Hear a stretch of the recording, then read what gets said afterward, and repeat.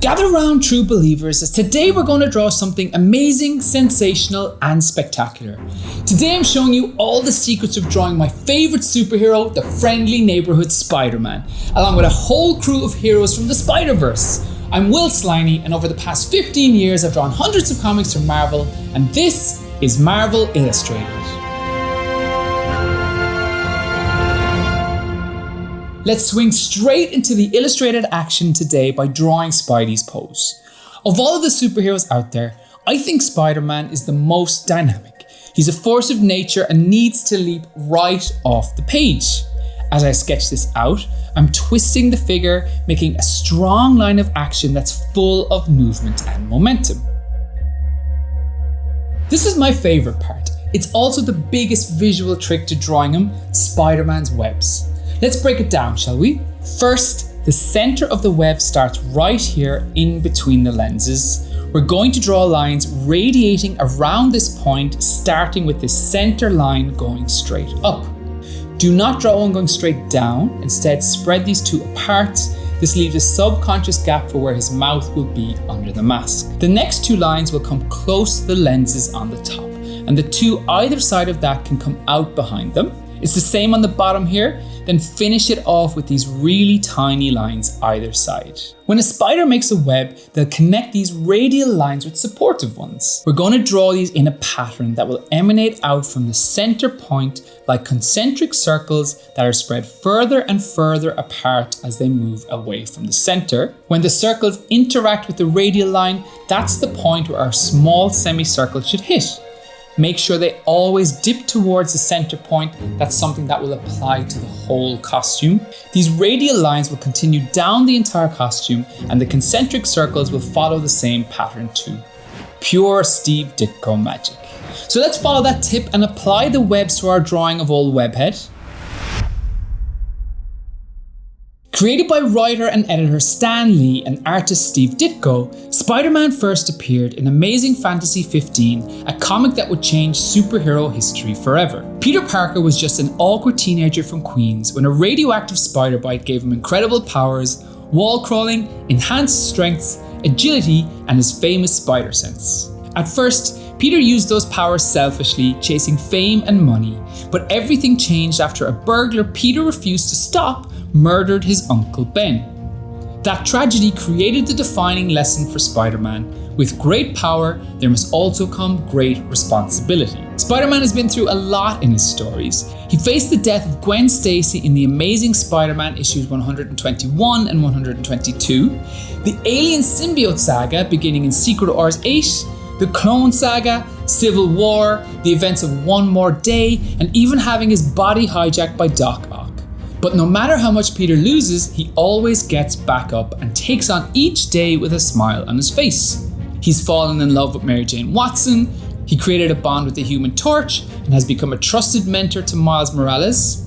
Even when the world of Marvel is under threat from cosmic invasions, Spider-Man will always pay as much attention to the friendly neighborhood victories, stopping the petty crimes. Today, Earth 616 Spider-Man remains Marvel's greatest everyman hero, balancing rent, relationships, guilt, and impossible responsibility while saving New York again and again, and he does it all while cracking jokes constantly. Because beneath the mask, Peter Parker isn't perfect, he's human, and that's what makes Spider-Man timeless. Check this out. This is from Superior Spider-Man issue 8, and this was the first time I ever got to draw Spider-Man. This was a huge career highlight for me. It was the start of nearly 6 years of working on Spider books. Over the years, many different legendary artists have drawn Spider-Man. If you take a close look, the eyes are a window into the style of the artist who's drawing them. Check this out. Steve Ditko drew Spidey with small, narrow eyes that were mysterious and grounded. John Romita Sr. then refined the shape, giving them a more stylized and sleek look. Look how much they changed in the 90s when Mark Bagley drew them. Humberto Ramos brought a real expressive nature to the eyes and a cartoon touch with the thick black rims. So that's all the red parts of the costume sorted. Well, what about the blue bits? This is a bit of a cheat, as the blue part is often as dark or as bright as the red part, but with the web pattern being so complex, we use the blue areas to draw on the shadows to highlight his athletic figure. When we're drawing spider variants, we need to start with the OG Ben Reilly, aka the Scarlet Spider, aka the Spider Clone, aka Spider Carnage, aka the Jackal, aka Chasm. Let's go with the classic look that brings in an awesome early 90s sleeveless hoodie that's just short enough that we can get a little glimpse at his abs. Created by Jerry Conway and Ross Andru during the Clone Saga, Ben Reilly is Peter Parker's clone, complete with all his memories and emotions. Taking Uncle Ben's name and Aunt May's surname, Ben became the Scarlet Spider and for a time, Spider-Man himself. But years of death, resurrection and manipulation transformed Ben into one of Marvel's most tragic spider heroes. Now known as the anti-hero Chasm, Ben exists in the gap between good and evil. Next up, a character that's so personal to Peter Parker's life that has been really reinvented in the last decade. The coolest thing about drawing Spider-Gwen is that her web pattern features most prominently inside her hood. Spider-Gwen debuted in 2014 in an alternate universe where Gwen Stacy, not Peter Parker, was bitten by the radioactive spider. After Peter died in a tragic attempt to gain powers like hers, Gwen was wrongfully blamed and forced into the life of a hunted hero. Now known as Ghost Spider, Gwen protects the multiverse while balancing heroism, the politics of being in a band, and the pressure of living with loss.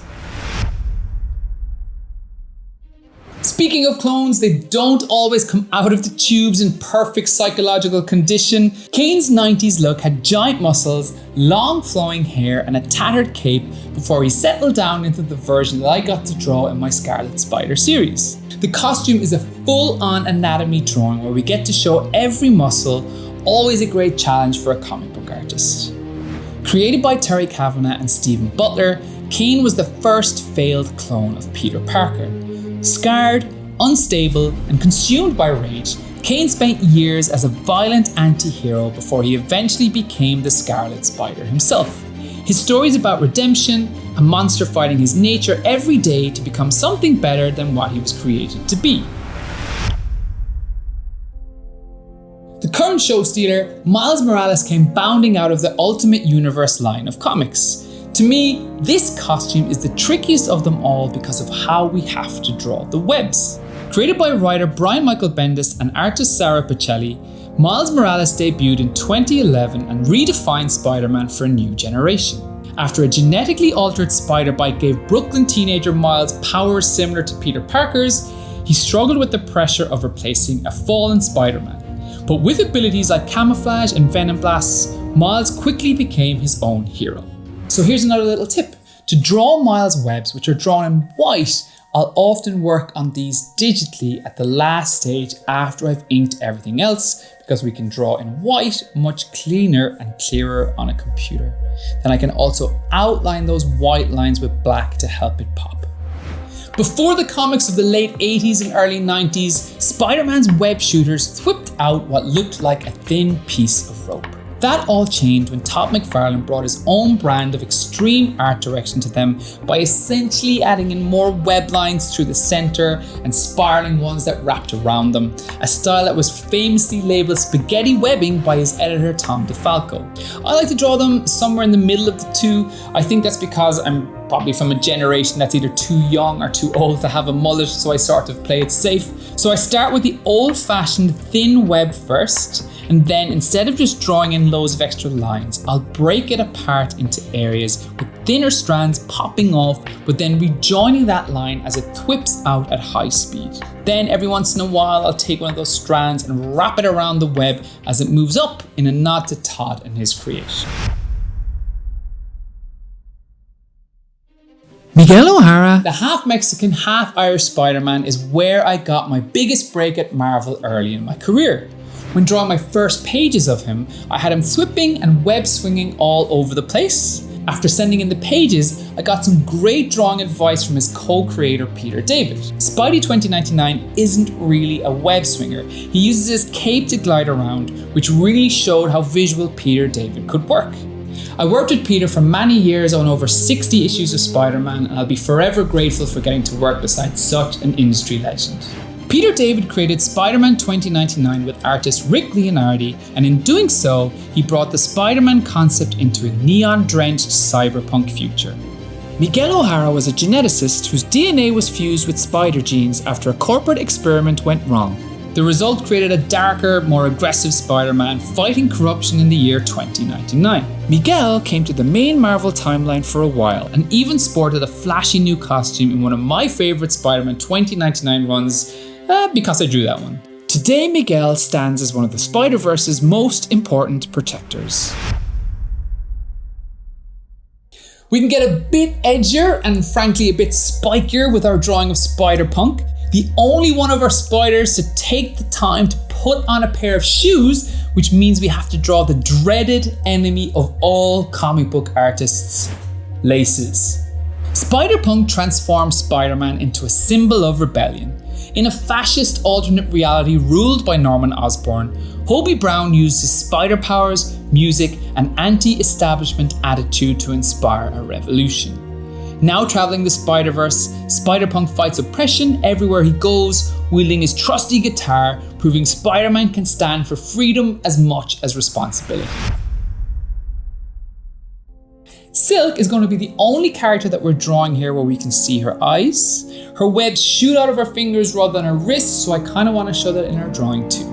Created by Dan Slott and Humberto Ramos, Cindy Moon was bitten by the same radioactive spider as Peter Parker. To protect her from the deadly multiversal hunters called the Inheritors, Cindy spent years isolated from the world. After escaping, she became Silk, a brilliant spider hero balancing trauma, family, and her search for belonging.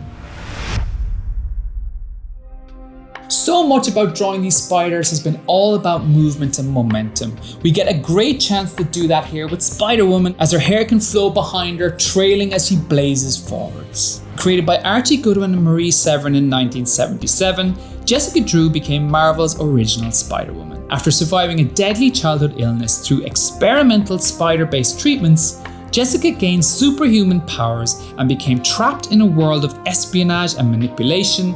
Eventually, she forged her own identity as a hero, avenger, and survivor.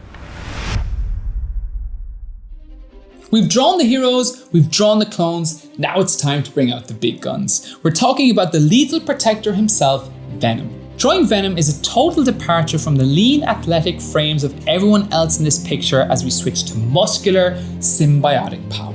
So big muscles and big teeth as we draw the King in black.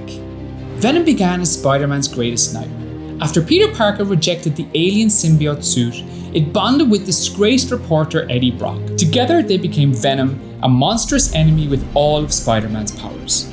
Over time, Venom evolved into an unstable anti-hero and has gone on to become a lethal protector. I've gone about this one a little differently and inked each character separately to have full figure versions of each one, but whether it was Spider-Woman, Silk, Miles Morales, Spider-Punk, Ben Reilly, Kaine, Spider-Man 2099, Ghost Spider, or Spider-Man himself, I focus in on slickening things up more at the ink stage, really refining the smoothness of our lines as the characters swing at top speed right past us. Then next, like always, our amazing colorist who's colored so many of my Spider-Man books, Rochelle Rosenberg, takes our piece and adds her amazing colors to it to give us our final reveal of our Spider-Man Marvel Illustrated piece.